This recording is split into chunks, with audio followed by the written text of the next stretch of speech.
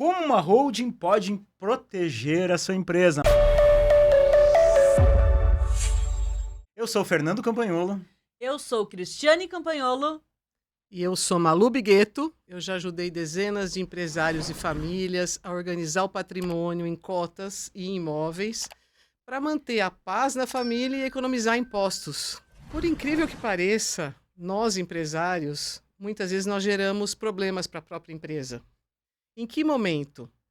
Em momento de impedimento, um acidente, uma doença. E quando a gente está no CPF, no contrato social ali, isso causa para a empresa um bloqueio, ela fica paralisada. Então, a holding, que é um CNPJ, né, que é controlar, o termo hold é controlar, ela cria essa proteção, tanto é unilateral, tanto de dentro para fora, da empresa para com o CPF, quanto de fora para dentro, da família com a empresa. Então, é muito interessante. Essa questão da proteção é por conta disso.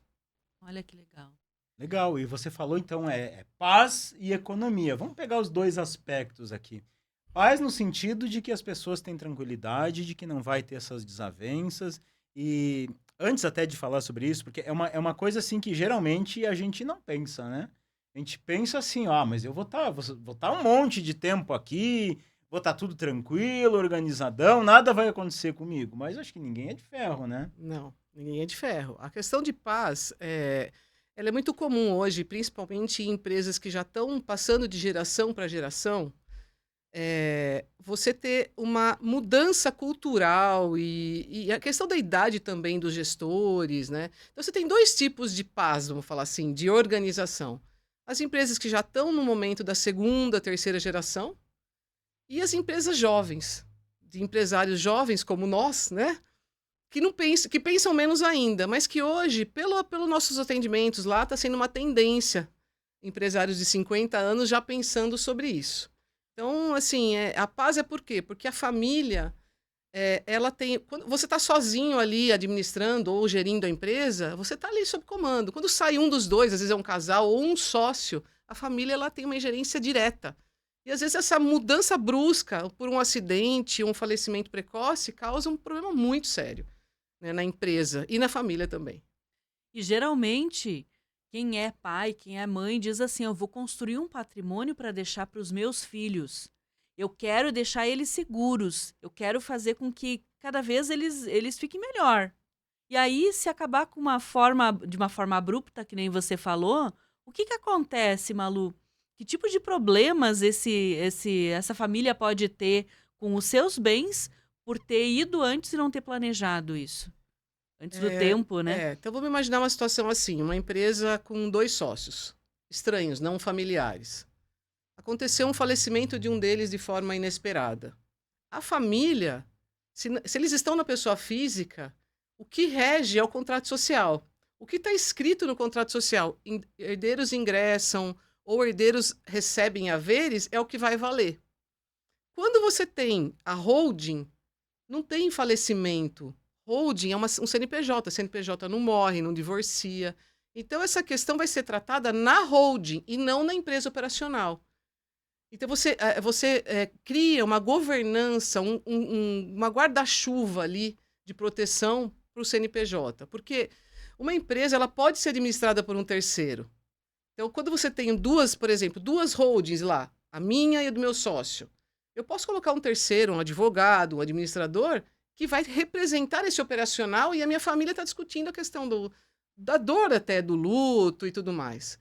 Quando tem CPF, todo mundo entra. Então, nós já pegamos situações lá de uma SA, inclusive, com 30 herdeiros, já na terceira geração. Então, você tinha ali herdeiros que eram de negócio, que não eram de negócio, era uma briga, né? E por dividendos, por gestão e principalmente por ego. Ego. É o que mais bate, É não o que mais bate. Às vezes as pessoas brigam, eu vejo muito a família, já quarentões ali, gente de 40 anos, brigando, parece que está brigando por um brinquedo. Nem sabe o que vai pegar ali, Não na sabe, verdade, mas não, quer pra mim. e tem muito para pegar, Uhum. mas ficam numa briga tão grande e vai dilapidando o patrimônio, dilapidando a empresa morre. Porque Aí eu não gera, tenho... você fala paz que gera até aqueles desgastes, né? Muito entre a própria grande, família. muito grande. Essa empresa que eu citei para vocês há pouco é uma indústria de bebidas de champanhe na nossa região. O que, que eles fizeram? Em determinado momento, já estavam na terceira geração, indo para a quarta. Eles pegaram e constituíram 4 holdings, dos 4 grupos familiares. Olha só. E essas holdings hoje, são as 4 acionistas, elas estão no conselho de administração. E quem administra a empresa não é nenhum parente.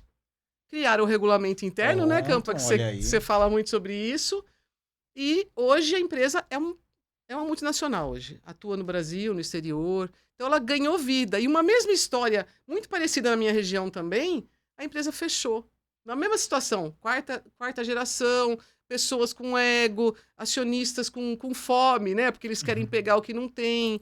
Então isso é muito legal. A questão de organização patrimonial de cotas, que não é muito difundida para pequenos negócios, hoje ela é fundamental até para a sobrevivência. É que, na Os verdade, para negócios. os pequenos negócios, a cota acaba sendo meio que empírica, né? Não se É. leva aquela questão de investimento em conta. A pessoa não né? entendeu que ela tem Entendeu, cotas ali. claro. As cotas são um patrimônio muitas vezes maior do que qualquer patrimônio que ela tenha. Claro. E ela não entendeu que o contrato social é a certidão de nascimento da empresa e fala sobre sucessão. E a holding é uma segunda camada de proteção maravilhosa. E o que é mais legal é que as famílias vão envelhecendo, estamos já há bastante tempo no mercado, o que acontece? Eu tenho clientes que eu conhecia o cliente lá com 60 anos, né? E o filho com 30. Hoje ele está com 80 e o filho já está com 50, certo? Então hoje a família, os irmãos já têm holding cada um a sua. Então você tira da frente, mesmo em família, questões de ego, questões de, meu cunhado, minha cunhada. Você não deixa essas pessoas estarem ali com poder de caneta. É porque, além do controle, a holding ela vem como uma blindagem, de certo modo. Porque Sim. o CPF ele se esconde por trás daquele controle que tem dos outros negócios, não é verdade? Sim, o CPF ele fica dono da holding. Uhum. E a holding é dona dos negócios. Então ali É uma camada a mais. é uma camada a mais. É uma camada a mais. E quando você fala o termo blindagem, né? A blindagem, muita gente acha que blindar é uma coisa que veio lá de trás. Blindar é coisa errada. Né? É coisa de, tu fez coisa errada, eu vou criar uma holding. Na verdade, não só isso mais. Né? Hoje as holdings, inclusive fora do Brasil, é uma exigência de investidor. Né? Em rodadas de negócios, as holdings já são lá fora. Mas mesmo no Brasil, quando você pega as grandes rodadas, se preza muito por isso, sabe? Sim, Justamente por sim. sabe que não tem essa questão Porque societária. a pessoa física, ela É. pode ter problemas de saúde, o falecimento precoce e a assinatura. É a questão da gestão. A dependência da assinatura hoje, na questão familiar, é muito grave, por conta do ego também. Eu não vou assinar e pronto. Então, a holding, tanto a holding para empresas quanto a holding para imóveis, ela tem essa conotação de organizar. E tem algumas coisas no contrato social, ainda que na pessoa física, que a gente não olha, que é muito grave. Por exemplo, se falecer o sócio, os herdeiros recebem os haveres no ato. Uhum. Então, eles podem chegar, o teu herdeiro fala assim, meu pai morreu, eu quero Quero minha receber parte. toda a minha empresa agora. Uhum. Entende a Faz gravidade como, né? disso? Às vezes Faz não tem, como? Quebra a não tem empresa. encaixe. É. Então ninguém olha para isso, é um copy-paste de contrato social, sabe? E esse é o nosso seguro. Mas, aí vem uma questão que eu queria abordar, porque de forma nenhuma eu estou fazendo crítica aos contadores. Eu acho que nem é obrigação deles. Mas na maioria dos casos, quando o empresário senta na frente de um contador, eu quero abrir uma empresa, ele dá exatamente isso que você falou. Copia e Copy-paste. cola de um contrato social ali e pronto. Sim. No máximo muda alguma vírgula ali. Mas eu defendo muito que, além daquilo ali, a gente tem que ter um contrato societário por trás, né? Com certeza, um acordo, É um né? acordo. Principalmente, e eu acho que a holding ela vem justamente para suprir essa necessidade, principalmente naquele caso de dissolução. Sim. Pô, Malu, não quero mais ser teu sócio. E aí? Vamos ficar brigando? Pega o que tá lá, aplica o que tá ali e pronto. Facilita a Sim, vida. sim. O maior problema jurídico hoje, judicial de sociedades e de herdeiros, são os haveres. Os haveres. O quanto vale uma empresa? É.